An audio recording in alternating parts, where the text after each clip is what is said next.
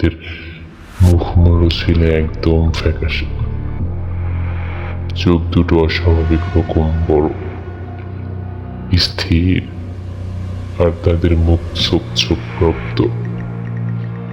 মনে হচ্ছিল যেন তারা কিছু একটা খাচ্ছিল, আর সেটা শেষ করেই তার দিকে তাকিয়েছে।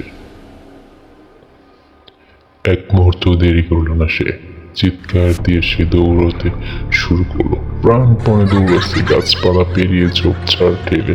কিন্তু তার কাছে মনে হচ্ছিল সে যেন একই জায়গায় ঘুরে ঘুরে দৌড়াচ্ছে।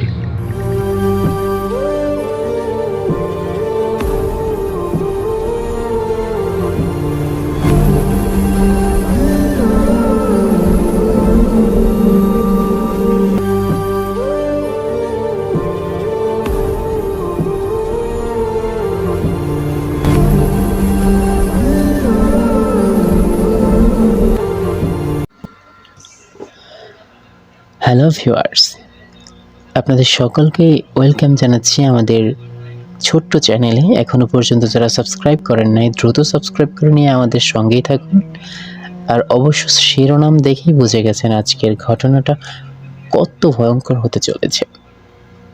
তো চলুন কথা না বেরিয়ে ঘটনায় যাব। তার আগে আপনাদের কাছে একটা রিকোয়েস্ট, লাইক কমেন্ট শেয়ার করুন। আর আপনারা যদি আমাদেরকে এই ধরনের ঘটনা লিখে পাঠাতে চান তবে অবশ্যই আমাদের কমেন্ট বক্সে জানাবেন, আমরা আপনাদের সাথে যোগাযোগ করব। যাই হোক, ধন্যবাদ। তো চলুন আপনাদের সাথে আজকে ঘটনাটা শেয়ার করি। ঘটনাটা ঘটেছে এক ট্রাক ড্রাইভারের সাথে, তবে তার মতো করেই আমি বলছি। ঢাকা থেকে পণ্য বোঝাই করে ট্রাক নিয়ে সে যাচ্ছিল চট্টগ্রামের দিকে। তার সঙ্গে ছিল তার নিয়মিত হেল্পার। দীর্ঘ পথ, ক্লান্ত শরীর, এভাবে চলতে চলতে রাত কখন যে গভীর হয়ে গেল কেউ খেয়ালই করল না। ঘড়িতে তখন প্রায় রাত 11টা থেকে 12টা। চট্টগ্রামের কাছাকাছি সীতাকুণ্ড এলাকায় পৌঁছাতেই রাস্তার ধারে একটা ছোট চায়ের দোকান চোখে পড়ল। দুজনেই ঠিক করলো একটু থামবে, চা খেয়ে শরীরটা চাঙ্গা করা দরকার। ট্রাক থামিয়ে তারা দোকানে ঢুকলো। দোকানে তখন কয়েকজন লোক বসে চা খাচ্ছিল। পরিবেশটা মোটামুটি স্বাভাবিক লাগছিল। চা খাওয়ার মাঝামাঝি সময় হঠাৎ ড্রাইভার বলল, ভাই একটু টয়লেটে যেতে হবে। সে চা দোকানদারকে জিজ্ঞেস করলো আশেপাশে কোনো টয়লেট আছে কিনা। দোকানদার একটু অস্বস্তির সঙ্গে দোকানের পেছনের দিকে ইশারা করে বলল, পেছনে একটু ভেতরে পুরনো একটা টয়লেট আছে, তবে একা না গিয়ে কাউকে সঙ্গে নিয়ে গেলে ভালো হয়। ড্রাইভার কথাটা শুনে একটু হেসে ফেলল। দোকানে লোকজন আছে, নিজের ভেতরে সাহসও কম না। সে বলল, না না, একাই যেতে পারবো। কথা শেষ করে সে দোকানের পেছনের দিকে চলে গেল। পেছনের জায়গাটা ছিল জঙ্গল ঘেরা, আলো বলতে কিছু নেই চারপাশে, গাছপালা ঝোপঝাড়, এক অদ্ভুত নিস্তব্ধতা। সে টয়লেট খুঁজতে খুঁজতে ভেতরে ঢুকে পড়ল। কিছুক্ষণ খোঁজাখুঁজির পর টয়লেটের দেখা মিলল না। চারদিকে তাকিয়ে দেখলো কোথাও কোনো মানুষ নেই। শেষমেশ সে একটা বড় গাছের আড়ালে বসে পড়ল। কাজ শেষ করে যখন সে দোকানের দিকে ফিরে আসছে, ঠিক তখনই হঠাৎ চোখে পড়ল একটু দূরে দুটি ছোট মেয়ে বসে আছে। তারা মাটির ওপর বসে যেন কিছু একটা নিয়ে ব্যস্ত। এই দৃশ্য দেখে ড্রাইভারের বুকের ভেতরটা কেঁপে উঠল। এই রাতে এই জঙ্গলের ভেতরে এই দুটো ছোট মেয়ে। তবুও নিজেকে সামলে নিয়ে সে সামনে এগিয়ে গেল, গলা পরিষ্কার করে বলল, এই তোমরা এত রাতে এখানে কি করছো? কথাটা শেষ হওয়ার সঙ্গে সঙ্গেই মেয়েটি দুটো একসাথে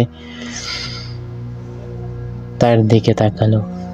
ড্রাইভারের মনে হলো সেই দৃশ্যটাই যেন সরাসরি তার বুকের ভেতরে ঢুকে গেল। মেয়েদের মুখমণ্ডল ছিল একদম ফ্যাকাশে, চোখ দুটো অস্বাভাবিক রকম বড়, স্থির, আর তাদের মুখ ছোপ ছোপ রক্ত। মনে হচ্ছিল যেন তারা কিছু একটা খাচ্ছিল, আর সেটা শেষ করেই তার দিকে তাকিয়েছে। এক মুহূর্ত দেরি করলো না সে। চিৎকার দিয়ে সে দৌড়তে শুরু করলো। প্রাণপণে দৌড়াচ্ছে, গাছপালা পেরিয়ে ঝোপঝাড় ঠেলে, কিন্তু তার কাছে মনে হচ্ছিল সে যেন একই জায়গায় ঘুরে ঘুরে দৌড়াচ্ছে, কোনোভাবে বের হতে পারছে না। হঠাৎ দিক ঠিক করার জন্য সে থেমে চারপাশে তাকালো, আর ঠিক তখনই দেখলো সেই দুই মেয়ে তার দিকে দৌড়ে আসছে। মুখে তখন রক্তমাখা। ভয়ে সে আবারও দৌড়াতে শুরু করলো, চিৎকার করছে, কিন্তু হঠাৎ অনুভব করলো কেউ যেন তার পা ধরে ফেলছে। নিচে তাকিয়ে সে যা দেখলো তা দেখার পর তার শরীরে আর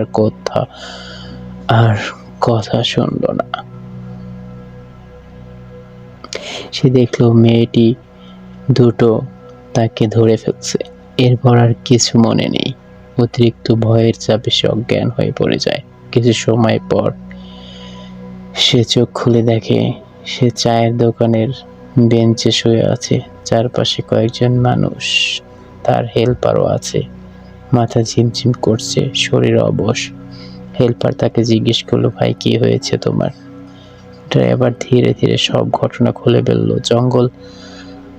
জঙ্গলে মেয়ে দুটি দৌড়ে ধরা পড়া সব শুনে দোকানদার দীর্ঘশ্বাস ফেলে বলল, এই জন্যই তো বলছিলাম কাউকে সঙ্গে নিয়ে যেতে। তুমি যাওয়ার অনেকক্ষণ পরও ফিরে না আসায় আমরা ভেবেছিলাম দেরি হচ্ছে। পরে জঙ্গলের ভেতরে কারো দৌড়ানোর শব্দ পেলাম। তখন কয়েকজন মিলে খুঁজতে গিয়ে তোমাকে টয়লেট থেকে অনেক দূরে অজ্ঞান অবস্থায় পাই। কিন্তু বিশ্বাস করো, তোমার চিৎকারের আওয়াজ আমরা কেউ শুনিনি। এরপর ধীরে ধীরে রাত কেটে সকাল হলো। তারা সবাই তখনও দোকানেই ছিল। সকাল হওয়ার পর কৌতূহল আর ভয়ের মিশ্রণে তারা জঙ্গলের ভিতরে সেই জায়গাটায় গেল যেখানে ড্রাইভার মেয়ে দুটোকে দেখেছিল। সেখানে গিয়ে তারা যা দেখলো তা দেখে সবার গা শিউরে উঠল। মাটিতে পড়েছিল আধা খাওয়া বিচ্ছিন্ন এক বিড়ালের মতো কিছু একটা।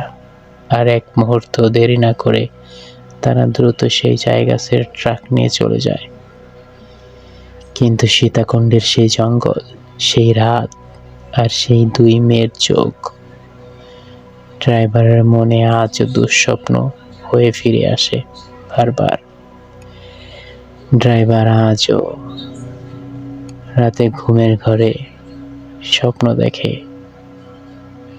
বা হঠাৎ মনে হয় কে যেন তাকে দৌড়াচ্ছে, প্রাণপণে ছুটছে তার পিছনে। কে যেন তার পা দুটো খাপড়ে ধরে আছে। অসাধারণ এই ঘটনা আজকে এই পর্যন্ত ছিল। তো অবশ্যই কেমন লেগেছে আপনাদের কাছে এই গল্প, কেউ অবশ্য মন্তব্য না করে যাবেন না, সবাই মন্তব্য করে আমাদেরকে জানাবেন। আপনাদের লাইক, কমেন্ট, শেয়ারই আমাদের অনুপ্রেরণা। অবশ্যই সাবস্ক্রাইব করতে ভুলবেন না। ধন্যবাদ।